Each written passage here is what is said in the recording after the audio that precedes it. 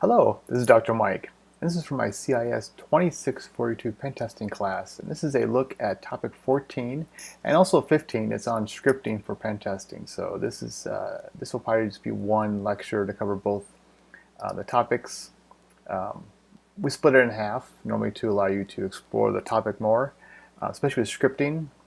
Um, Definitely something that you can take some time and spend a lot of time on it. So again, this is at the time of this recording. This is in our CompTIA Pentest Plus study guide. It is chapter 11. Again, I'm not going to go through the chapter here. I just want to show you. We'll look at the summary. We'll touch on that when we're done. Real quick slide deck. Not a lot of time on the slide deck, and actually I'm probably going to talk to most of these slides in other areas here. So first off, again, really the biggest thing is this one, just understanding your scripting language. So knowing the operating system is probably the biggest one right there. Now, not just operating system, really of your target. So, and also the capabilities of your target, if they have certain things already installed. For example, if I want to send a Python script to run on my target, but they have Python installed. So it's possible if you have some foothold, part of your recon could be looking at the availability of what is available on there. You don't have to install any software, of course. And at the lowest level, you can always write for assembly, but we're definitely not going to go down that road. But most of the time, we'll look at ways we're going to approach this here, and that is going to be with sort of the two areas, and really is scripting is that. So I sort of have this here already. If your target is Linux, then you're probably going to go to a bash shell or it's ZSH or whatever shell it's using, and most of the time these shells will work with a .sh script. You will compile this in .sh. A script really is just a series of commands you may run manually on the command line. And it could be creating a file, it could be getting information out, but you run a series of commands, and then you can use some logic, which we'll see here. If then, things like that, to go ahead and add some logic into your script. And then you usually save it as a .sh file. So, we'll call it ab.sh. But in reality, when it comes to a shell environment, you actually don't need the extension. You can just call it ab. And if you're trying to be a little more stealthy, maybe not put that on there, or call it ab.conf or .text, whatever, so you can hide it. But the key thing here is you need to give it execution privileges. So like a 750, if you know your Linux, that's a chmod. You definitely want to have read-write for you and execute maybe for the group, and leave everyone else out, just to sort of lock it down. So again, understanding if you have Linux, you definitely have shell available. Can't go wrong with shell scripting. That's going to work out of the box. And the same with Windows. If Windows, it probably has PowerShell. I don't see why it wouldn't. Or there's also the command prompt. But most of the time we'll look at PowerShell. There's more power, no pun intended there. And those have a .ps1 extension in those. And so again, you create your script, almost same thing, right? Certain commands you run, certain shells. Now in PS1 and PowerShell, there are actually PowerShell commands, so you can add those into your scripting. And the idea is create some output, open, or maybe you're going to farm some registry information. You're going to install something. So again, the script itself might be that. Now I think you need to keep the .ps1, and of course you're going to run as the user. Both these scripts you're going to run as the user you have access for, so that's something to keep in mind. Again, we have Python is another option. If it's a Mac or Linux, Python is probably installed. JavaScript is an option. If you're going to use a browser as your attack vector, JavaScript is a .js file. And Ruby is one that you could write. It is a sort of a Python extension or part of Python. But in the Ruby environment itself is actually larger than that. I shouldn't say just Python. Ruby usually goes hand in hand with Python, but Ruby is used a lot with our Metasploit framework. A lot of our attacks are written with Ruby, and they are .rb extensions. So it could be you might copy a Metasploit Ruby file, and you'll make a copy of it, and you can do your own edits to it. So that's where you might see scripting come in. Now, so again, yeah, shell scripting is probably going to be your best bet for the quickest way to approach this. Last thing, of course, there are compiled languages. We can do, a C++, C++, C, things like that. And you could compile a binary and use that.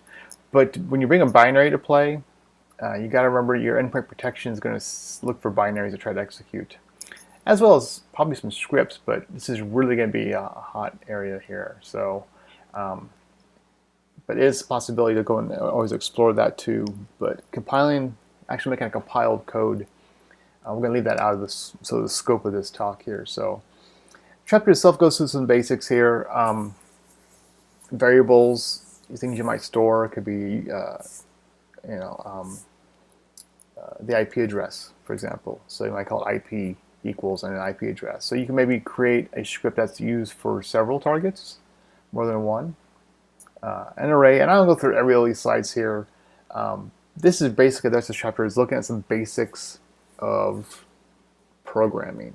So evaluating, less than, greater than, equal than. Are we looking at comparing the strings? And then, if we compare something, do we, do X, else do Y, else do Z. So that really is just what it is. Based on our comparison, is X equal to Y? If it is, then run this command. Else, maybe try this command also. Else, if this logical test, if X is not equal to Y, or X is equal to something else, X is equal to Z. Then do this, else just run this. So if then else branching this is a basic logic you will bring into almost any scripting to make your scripts a lot more powerful. So a lot of times your script could be really small, and it usually is what we've called a stage 1 script. It might just check for some conditions, and then if everything's good, it might actually go out and bring in more code. So that's something to think about. For loops, again, you can do several things. You might create a loop to go through and collect information about your target. Maybe automate some of the stuff you might see in an interpreter shell, for example. And also language identification. This is something that's a unique slide. I was thinking, why would you need to look at this for?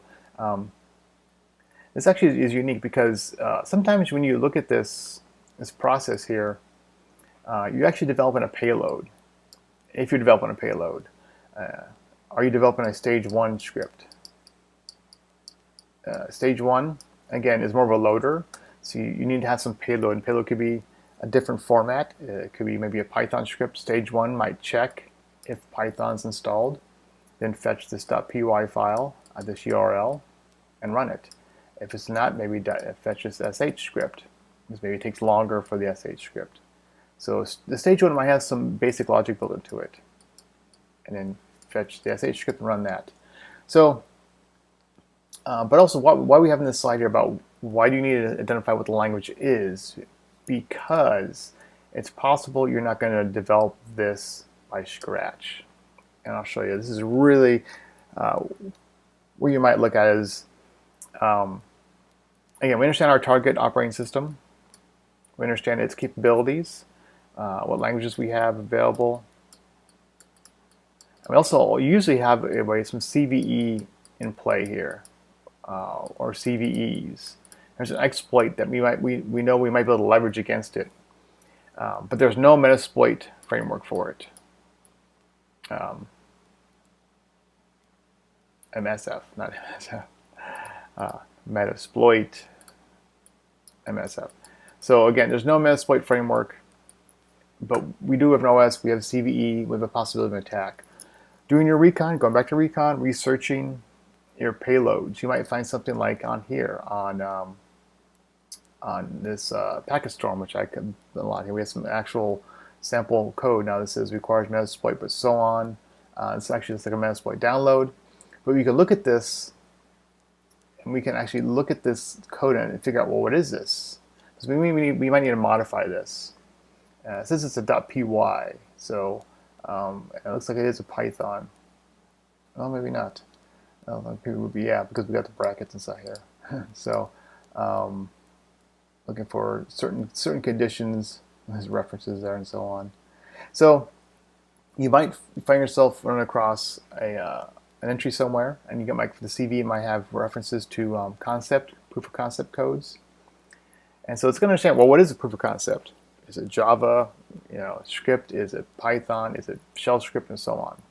So that's one way you might be developing your payload, is using some existing, very similar to proof of concept, either from again, Packetstorm, for example, or other sites that the CVE might, the CV itself might have access to. In this case, they got nice tags. They put Python execution code, so it's nice that they actually tell you what it is. It's a Python executable. So a little bit of work that you can figure out what it is. But again, it's possible you might not know what it is just by looking at it. And that's what this is going to be handy to see. Well, what kind of code is this? Is this Python? Is it shell scripting? Does it contain curly brackets? And this isn't this is a good start. You can use this to try to identify it. You look at the loops, look at the loop themselves, things like that. So I'm not going to go too much into the rest of this here. Error handling, something you probably won't do too much of. It's possible to write some error handling that he doesn't die out on the target.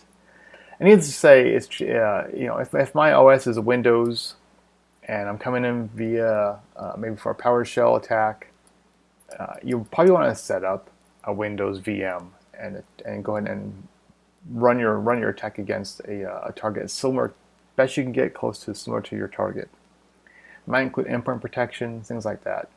A lot of unknowns there, so at least maybe run with the basic endpoint protection like Microsoft Defender. But unbeknownst, they might have a stronger protection in place that might squash your attempt to execute any code. So. Another way we might look at using our payload way is using the MITRE ATT&CK framework. So this is a huge framework. It is a knowledge base of adversarial attacks and also mitigation techniques. So you might figure out persistence. What are you trying to do? You're trying to do privilege escalation. You're trying to do defensive evasion, things like that. Are you trying to execute anything? Going through this, it takes some time. But you might see these things called sub-techniques. So here's sub-technique, TII001, and it says process injection, DLL. So we're doing a DLL injection. And you're like, well, how can I do this? How can I create a DLL injection? And all this here is, these are examples of actual attacks from different Cobalt Strike, for example. Sounds that's pretty recent. So these are assigned IDs. They have different attacks. Some of these are APTs, Advanced Persistent Threats. Here we have different ways to, Stuxnet, for example, injects a DLL. That's a famous one right there. So as you go through these injection techniques, you know what? Okay, this it requires user privilege. It's a Windows platform. Defense, bypass, antivirus, application control. Okay, maybe this might be what I need. I have a Windows saying I have user access. This is a sub-technique of 1055, which again is a process injection. So you can go here and how do you explore these techniques? Here's something I've used before. There is Red Team, Atomic Red Team site. This is Atomic Red Team on GitHub. And you can go here and they have information about here. But you go to the atomics. And here we're looking for we'll look for T0155. So T0155. And so here's dot 53. Here's .1. So and we can look at this MD file here. And we can see actual code you can write. Here's a PowerShell code, my PID, and so on. You can work with this. And you might be able to actually build a proof of concept. In this case, so we're downloading this PS1 file. So get system shell, bind using shell, DLL techniques. These are very, very specific. So you might need to do some research and find something that maybe matches what you're looking at. Let's go back to 55, -3, and so on. And they actually have binary and source. Here's source code. Here's the C. It's like this is actually building some C code. But look at the MD file, which is the markdown file, and it'll talk about the technique. Injects a message box shellcode generated by MSF Venom in Notepad.exe using thread execution hijacking. So you might need to use MSF Venom to build your actual payload, but you might use this to actually get the payload delivered. So here's the client command subprocess PID. So Notepad equals start post. So we start Notepad equals pass through, and then we do this code injection.exe. So is it this easy? Probably not, but you have something to work with. Of course, we have the source code. Here we have actual source code. Here's our actual shell code, and we can actually go into it. Looks like we compile this. This is C, so you can compile it, and then have the binary. And it might give you some specifics inside you might need to set. Chances are it'll call them out. This is just straight up. This is the MSF Venom output. In fact, there's the actual text you can run to create this. So it's possible that this shell code itself might have it built in the IP address. Probably not. This is a platform Windows 1, but there's sometimes you will build an MSF Venom, and when you build that out, when you build the shell code, you might need to actually pass in your IP address.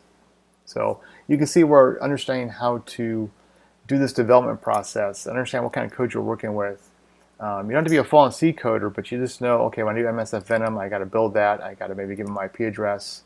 I put my shell code inside here. So this is an unsigned, this big character.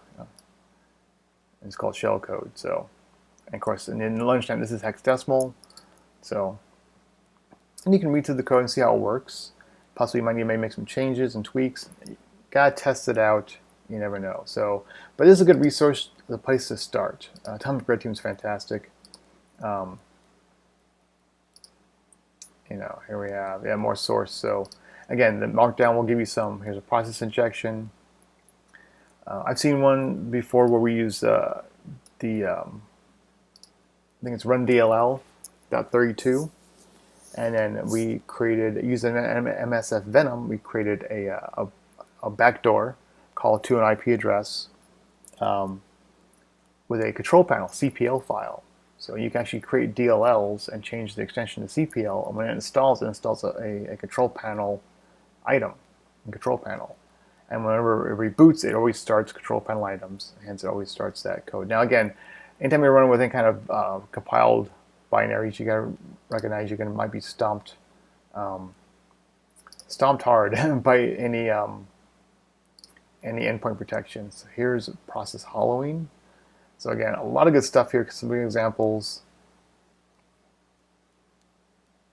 And I would have to research this myself. I never tried this one before. So anyways, Atomic Red Team is a great place to look. There's some other places too that work with MITRE ATT&CK framework.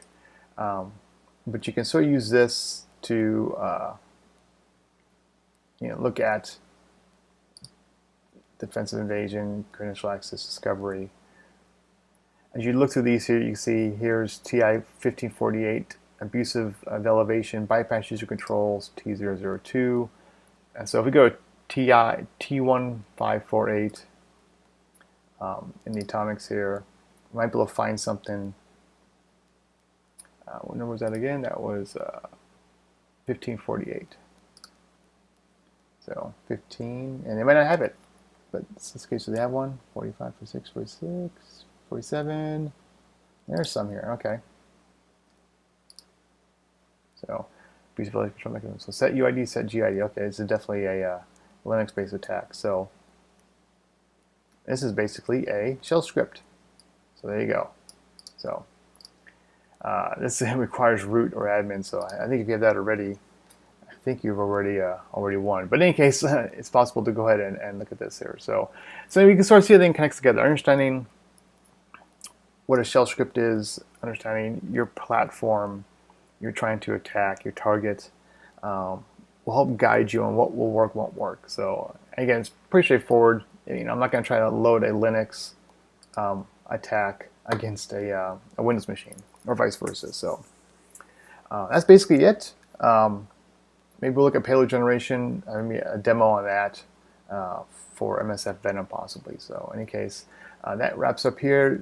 The summary itself, yeah, I think it basically covers it. This is a pretty straightforward chapter that goes through some of the basics of actually like how to use Python or Ruby or PowerShell. There's probably way better examples out there you can find for free to help you build your own scripts. So anyways, that wraps it up for shell scripting for pen testing. Thanks for watching.